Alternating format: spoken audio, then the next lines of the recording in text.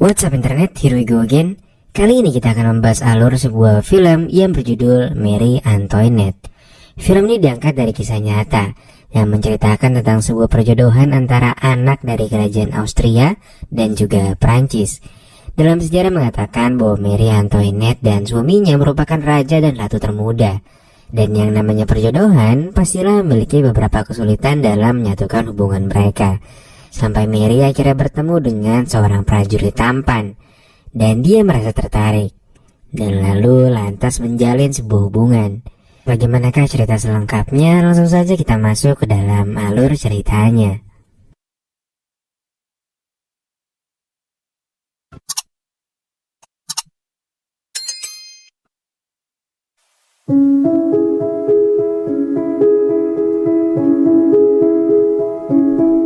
Film dimulai di tahun 1768 di negeri Austria. Terlihat seorang gadis bernama Marie Antoinette yang merupakan putri bungsu dari ratu kerajaan Austria. Untuk mempererat hubungan diplomatis antara negara Austria dan juga Prancis, sang ibu pun bermaksud untuk menjodohkan putrinya yang baru berusia 15 tahun dengan pangeran tampan bernama Louis Augustin yang kelak akan menjadi seorang raja. Dengan rencana perjodohan itu, maka nantinya secara otomatis Marie akan menjadi ratu kerajaan Prancis. Marie pun dengan senang hati menerima perjodohan itu. Ditemani dengan kedua saudara serta dikawal oleh prajuritnya, mereka pun mulai melakukan perjalanan menuju ke Prancis. Di perjalanan, Marie terlihat begitu sangat antusias. Bahkan ia berkali-kali memandangi wajah Louis yang tampan dan seperti tak sabar untuk bertemu dengannya. Sebelum sampai ke tujuan, mereka pun diharuskan berhenti di perbatasan kedua negara, yang mana akan diselenggarakan upacara perpisahan terhadap Marie.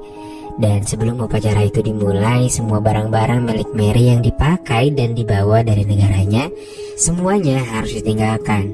Bahkan anjing kesayangan miliknya pun harus diserahkan. Karena dalam adat istiadat mereka, mempelai wanita tidak diperbolehkan untuk membawa barangnya masuk ke wilayah Prancis. Dan mau gak mau, Marie pun mengikuti semua aturan yang berlaku. Setelah mengganti gaunnya, Marie bersama pengawal dari kerajaan Prancis pun mulai melanjutkan perjalanan. Beberapa saat kemudian, setelah memasuki wilayah kerajaan Prancis, Marie pun disambut langsung oleh Raja Louis ke-15 beserta keluarga dan jajaran petinggi kerajaan lainnya. Setelah berbincang-bincang sejenak dengan sang raja, ia pun lantas dikenalkan dengan pria yang akan dinikahinya, yaitu Pangeran Louis ke-16. Mungkin karena mereka berdua masih terlalu muda, Marie dan Louis terlihat canggung saat berbincang. Pangeran Louis memang diketahui memiliki sifat yang lumayan introvert. Lantas setelah beberapa saat kemudian, setelah upacara penyambutan Marie selesai, mereka pun melanjutkan perjalanan mereka. Sesampainya di istana, kedatangan Marie nampak sudah ditunggu dan disambut dengan meriah oleh keluarga besar Louis serta masyarakat setempat dan beberapa keluarga petinggi kerajaan. Namun di antara kerumunan tersebut nampaknya Marie kurang disambut baik oleh beberapa orang di sana. Hal itu terlihat dari tatapan-tatapan sinis mereka yang tidak menyukai Marie, yang mungkin dikarenakan ia berasal dari negeri Austria. Namun hal tersebut tidak diindahkan oleh Marie. Ia tetap tersenyum terhadap semua orang yang ia temui di sana. Di saat memasuki istana, Marie dibuat begitu takjub dan terpesona dengan kemewahan-kemewahan yang ada di sana. Sesekali dia pun berdecak kagum dengan desain interior yang sangat mewah, yang mana hampir semuanya berlapis emas. Marie yang menyukai keindahan, ia pun terlihat bahagia di tempat barunya itu. Singkat cerita, di hari pernikahannya, Marie terlihat begitu sangat anggun dan percaya diri. Dia bahkan tidak terlihat seperti gadis berusia 15 tahun pada umumnya, karena kecantikan riasan dan kemewahan gaun yang ia kenakan di hari itu. Dan di momen inilah Marie dinyatakan sah sebagai putri mahkota Prancis dan istri dari Pangeran Louis ke-16.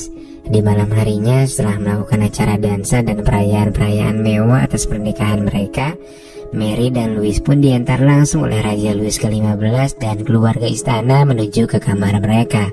Sang raja pun berpesan bahwa ia sangat berharap mereka berdua secepatnya mendapatkan seorang putra mahkota untuk melanjutkan garis keturunan mereka.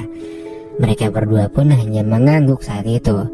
Keesokan harinya, bak putri raja Mary didatangi oleh beberapa pelayan yang ditugaskan masing-masing untuk melayaninya. Bahkan The Duchess of Car yang merupakan seorang keturunan putri serta kakak ipar Mary, de Provence, tak segan-segan untuk membantu Mary menggantikan pakaiannya. Karena balik lagi, menurut adat istiadat mereka, melayani putri mahkota merupakan pekerjaan yang istimewa yang hanya boleh dilakukan oleh orang-orang yang memiliki kedudukan yang tinggi. Meski sudah menjadi putri mahkota, tak membuat sifat kekanak-kanakannya menjadi hilang. Terlihat dirinya yang masih saja cengengesan saat melihat suatu kejadian yang dianggapnya lucu. Namun beruntungnya Mary mempunyai penasihat yang selalu mengingatkannya dan mengajarkannya tentang kebiasaan-kebiasaan serta hal-hal yang harus dilakukan olehnya setelah menjadi putri mahkota. Kehidupan Mary dan Pangeran Louis terlihat masih jauh dari kata harmonis dan juga bahagia. Mereka berdua jarang terlihat memiliki waktu bersama. Mary sibuk dengan kegiatannya di dalam istana, sementara Louis sibuk dengan kegiatan berburunya. Dan di kamar tidur pun mereka berdua masih terlihat sangat canggung. Bahkan mereka belum juga melakukan pusreng sejak mereka berdua menikah. Beberapa saat kemudian, Mary didatangi oleh pengawal sang ibu yang menyampaikan amanat dari ibu Mary yang meminta agar sang anak untuk segera memiliki keturunan. Karena jika pernikahannya dengan Louis ke-16 tidak memiliki seorang anak, maka bisa saja pernikahan mereka dibatalkan. Sang ibu meminta Mary untuk lebih serius dalam memikirkan hal ini. Bahkan Mary diminta untuk melakukan segala cara untuk bisa memikat hati putra mahkota. Dan dengan tersenyum, Mary pun berusaha untuk menyanggupi permintaan ibunya itu. Sebelum pergi, sang pengawal memberikan surat titipan dari ibu Mary yang kemudian dibacanya. Surat itu berpesan bahwa ingatlah bahwa Mary memiliki masa depan dan tak ada yang pasti tentang kedudukanmu di sana. Sampai terlahirlah putra mahkota yang mempersatukan aliansi Prancis dan Austria. Setelah membaca surat dari sang ibu di malam harinya, Mary pun mencoba untuk memikat sang suami untuk melakukan yang seru-seru itu. Namun entah karena apa, Louis seperti masih canggung untuk melakukannya. Hari demi hari berlalu, Mary semakin bosan dengan kehidupannya yang sangat terjadwal.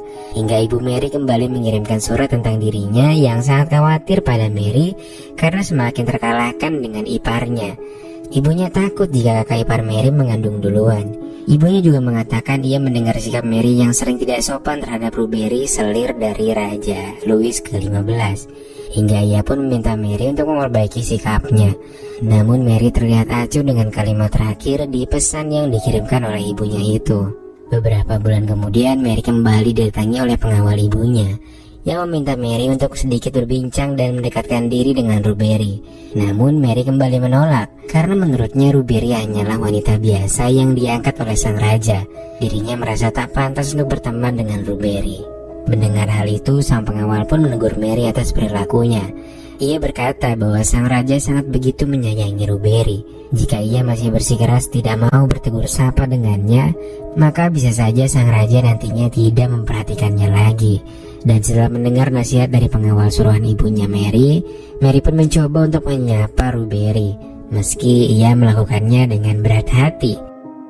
Untuk mengusir kebosanannya karena selalu ditinggal oleh sang suami, Mary pun kini memiliki hobi baru, yaitu berbelanja dan bermewah-mewahan. Suatu hari saat dirinya sedang asyik membeli baju, ia didatangi oleh pengawalnya yang mengatakan bahwa saat ini hubungan antara Austria dengan Prancis sedang merenggang. Ia sangat berharap Mary mau ikut andil dalam menengahi hubungan tersebut. Dan ya, Mary tetaplah Mary. Mary tetap tidak mau memperdulikannya. Singkat cerita, Mary kembali mendapatkan surat dari sang ibu. Sang ibu mengingatkan kalau posisi Mary di sana sangatlah tidak pasti. Sampai lahirlah seorang penerus tahta. Mary pun seketika terdiam dan merenungi isi surat tersebut. Hingga di malam harinya, Mary mencoba kembali mengajak sang suami untuk kesekian kalinya. Sesaat Louis pun mulai terpancing. Namun tak berapa lama kemudian Louis kembali mengurungkan niatnya dengan alasan ia terlalu lelah karena tadi siang habis berburu. Dan ia pun akhirnya kembali tidur. Beberapa bulan setelahnya lahirlah anak dari saudara Louis yang membuat Mary semakin dikucilkan oleh semua orang karena semua membicarakan Mary yang enggak-enggak. Padahal kenyataannya Louislah yang selama ini menolak. Sehingga hal tersebut membuat Mary seketika menangis dan mengurung diri di kamarnya. Tak mau terlalu lama terlarut dalam kesedihan, Mary pun mulai menghibur dirinya dengan menghambur-hamburkan uang. mulai dari membeli beberapa koleksi sepatu, baju, hingga mengoleksi berlian yang sangat mahal. Hari-harinya pun ia lalui dengan berpesta seharian bersama dengan teman-temannya. Di suatu malam, kedua temannya mengajak Mary pergi ke pesta topeng. Awalnya Mary menolak ajakan tersebut, namun temannya meyakinkan bahwa tak akan ada satupun yang mengenali Mary sebagai putri kerajaan. Hingga akhirnya Mary pun menerima tawaran temannya tersebut. Mary mengunjungi pesta itu tidaklah sendiri. Ia ditemani dengan sang suami yang setia menemaninya. Namun lagi-lagi di pesta itu mereka tetap tidak menghabiskan waktu bersama. Malahan Mary lebih banyak menghabiskan waktu bersama dengan teman-temannya. Dan di sana Mary tanpa sengaja bertemu dan berkenalan dengan seorang pria yang merupakan prajurit dari Swedia yang bernama Conversion, yang akhirnya membuat Mary menjadi kepikiran dengan pria misterius yang cukup tampan itu. Setelah selesai dengan pesta itu dan tiba di rumahnya, mereka dikejutkan dengan kabar buruk bahwa saat ini sang ayah sedang terbaring lemas di kasur karena dirinya terserang penyakit kulit yang sangat parah. Penyakitnya begitu mengerikan sehingga membuat Rubery, sang selir yang selama ini dekat dengannya, pun pergi meninggalkan sang raja. Beberapa hari kemudian Raja Louis ke-15 pun dinyatakan meninggal dunia, dan secara otomatis Pangeran Louis pun diangkat menjadi seorang raja, sementara Mary menjadi seorang ratu. Mereka berdua pun tercatat sebagai raja dan ratu termuda di masanya. Pasca menjadi seorang ratu, Mary semakin gemar berpesta dan menghambur-hamburkan uang kas negara. Terlebih sang suami yang tak pernah memikirkan masalah keuangan pun tidak pernah protes dengan keborosan sang istri. Bahkan untuk merayakan ulang tahun sang istri, Louis membuatkan perayaan yang sangat mewah yang menghabiskan banyak biaya. Di sisi lainnya, sang raja yang sedang berbincang-bincang dengan penasihatnya nampaknya sedang membicarakan hal yang cukup serius, di mana saat itu mereka sedang membahas revolusi yang saat ini sedang terjadi di Amerika. Para penasihat kerajaan mengharapkan mereka membantu keuangan Amerika yang saat ini sedang kesulitan. Namun Louis menganggap bahwa hal ini tidak begitu penting karena keuangan mereka saat ini juga sedang kesulitan.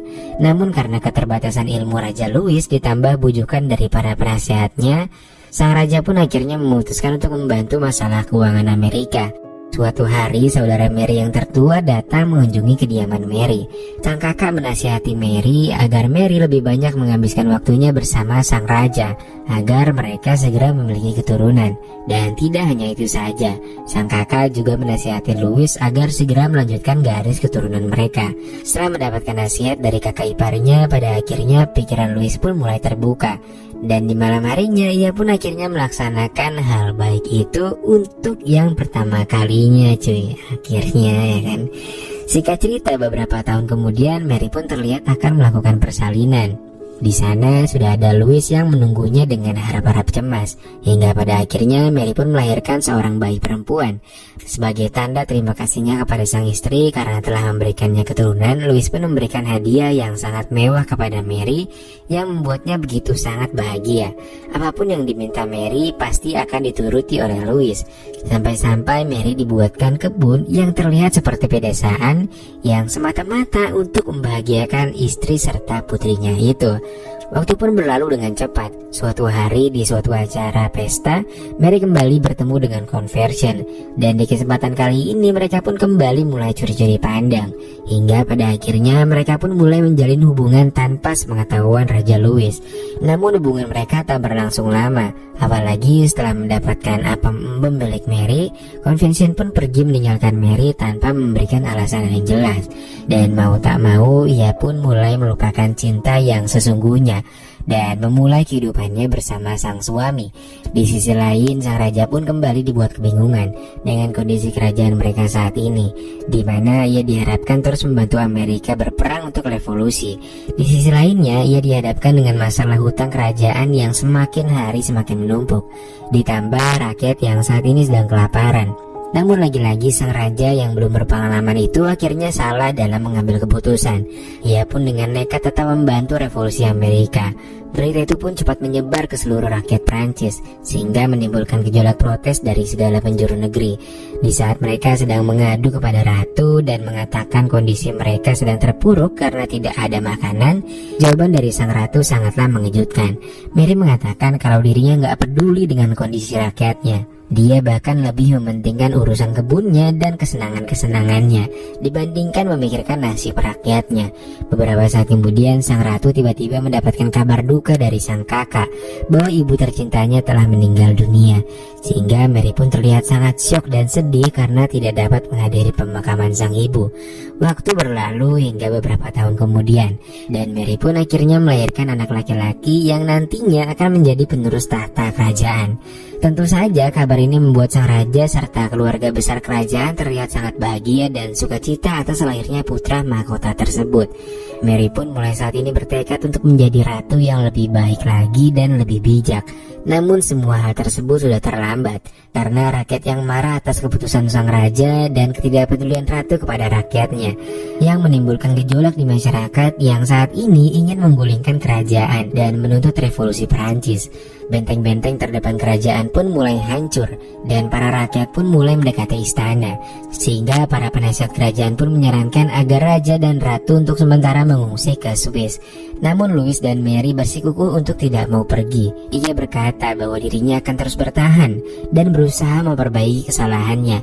Namun Raja Louis mengambil satu tindakan agar nggak terjadi keributan. Sang raja dan sang ratu pun akhirnya mengalah dan mereka dipaksa keluar dari istana oleh rakyatnya sendiri.